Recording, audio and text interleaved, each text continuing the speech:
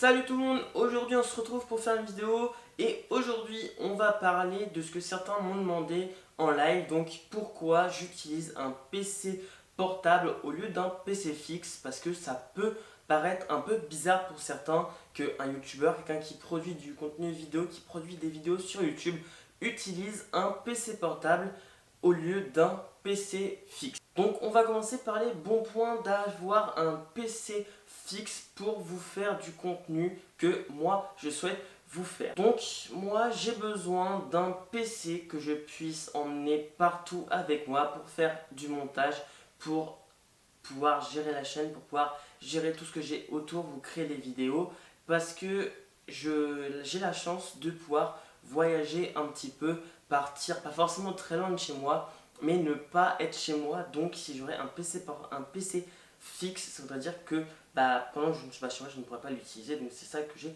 vraiment besoin. Dans un PC portable, je retrouve ce qu'il me faut, un PC qui soit quand même assez puissant, une bonne bête. Par exemple, dans le PC que vous voyez derrière moi, qui est juste ici, c'est un PC de chez Acer, donc le Acer Aspire VX15. On n'est pas là pour vraiment parler de lui, mais je vais vous dire un petit peu les caractéristiques pour vous montrer que c'est un PC qui tient la route, et les PC portables de nos jours maintenant peuvent vraiment tenir beaucoup la route et peuvent concurrencer des bonnes tours.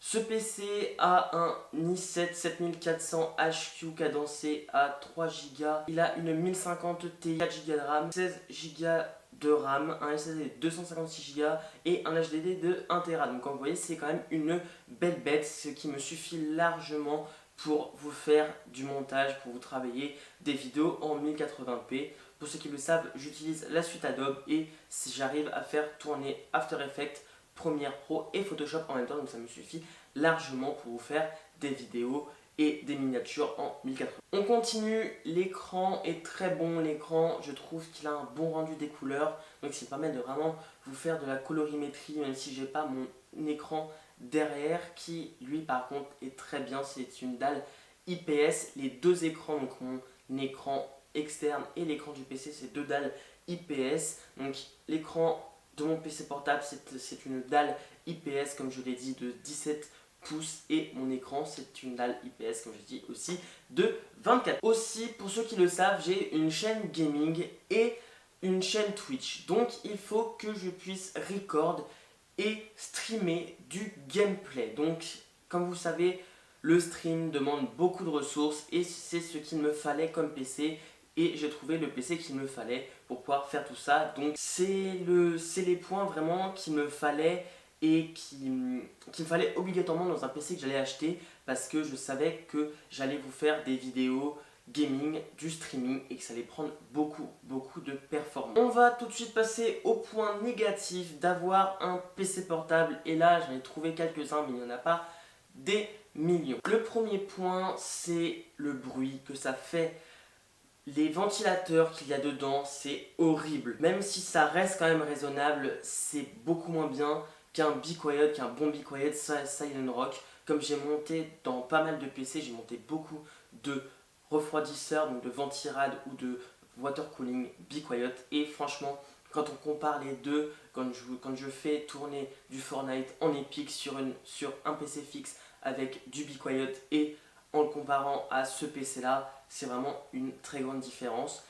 Et en plus ça fait plus de bruit un PC portable et ça refroidit moins parce qu'il y a moins de taille, les ventilos sont plus petits, alors que je vous mettrai une image là d'un ventirad, donc d'un Silent Rock de chez Be Quiet. Le problème de ne pas avoir des gros ventilateurs sur des PC portables, c'est que les températures vont pouvoir monter haut et ça va se ressentir quand vous allez jouer sur le clavier de votre PC portable directement. Moi ce n'est pas le cas parce que j'ai mon clavier derrière moi qui est distant de mon PC, donc je ne sens pas trop la chaleur. Mais si vous travaillez dessus, si vous jouez directement sur ce PC, malheureusement vous allez quand même sentir la chaleur sur ce PC et ça peut être un peu désagréable si vous jouez longtemps et que le PC commence vraiment à chauffer énormément. Le problème des PC portables aussi, c'est le problème que ce n'est pas évolutif. C'est que vous achetez, vous dépensez de l'argent et vous n'allez pas pouvoir faire augmenter votre bête, augmenter les capacités de votre PC au fur et à mesure du temps. En comparant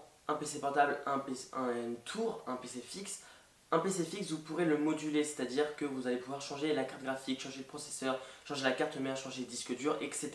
Alors que sur un PC portable, malheureusement ce n'est pas possible car tout est soudé, tout est directement mis sur votre carte mère, donc c'est totalement impossible. Donc ce qu'il faut se dire aussi en achetant ça, c'est que si vous voulez évoluer au fur et à mesure du temps, et bah va falloir racheter un PC et tout racheter, ce qui peut être quand même onéreux à la fin si vous rachetez un PC tous les 2 ans, ce qui moi n'est pas le cas. J'essaie de garder le plus longtemps possible mes PC pour vraiment pas dépenser des centaines et des centaines d'euros dans des PC. Je préfère investir dans mes caméras, par exemple là, celle qui me filme actuellement, vous aurez une vidéo dessus qui est censée arriver bientôt. Dans les points négatifs aussi, j'ai envie de vous parler un petit peu des prix parce que, comme je vous l'ai dit, vous allez devoir racheter à chaque fois et malheureusement à fort coût. C'est-à-dire que pour avoir les mêmes caractéristiques qu'un PC fixe, il va falloir que vous payiez plus cher parce que vous allez payer la réduction des composants, la création de micro-composants. Alors dans un PC fixe,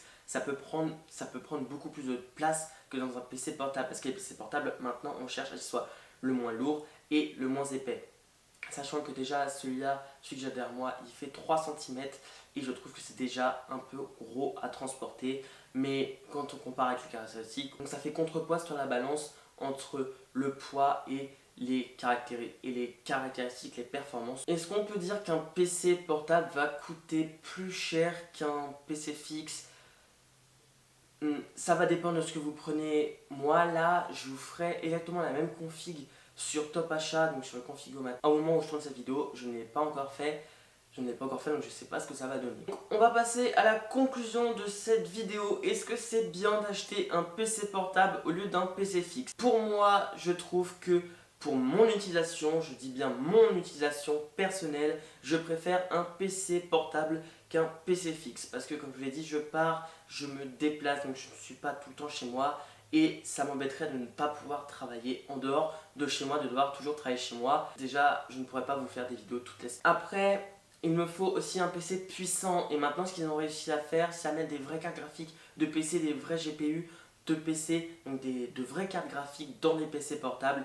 Et vu qu'il me fallait de quoi streamer, j'ai réussi à trouver un PC qui faisait des grosses performances, qui avait des grosses performances, comme un PC fixe, donc au maximum de ce que je pouvais mettre en termes de budget. J'ai réussi à avoir la même chose, tout du moins l'équivalent dans un PC portable, donc ça m'allait extrêmement. Et après aussi j'ai choisi ce PC parce qu'il a une batterie assez grosse. Mais bon, je ne vais pas vous parler trop, je ne vais pas vous rentrer trop en détail de ce PC, même si j'ai déjà dit en vous donnant les caractéristiques et les performances de ce PC. Je vous ferai une vidéo à part si vous voulez sur ce PC là pour que vous sachiez un petit peu avec quoi je travaille et quelle bête j'ai vraiment avec des tests avec des benchmarks. En tout cas, j'espère que cette vidéo vous aura plu. Si vous a plu, n'hésitez pas à vous abonner, à liker et à partager la vidéo.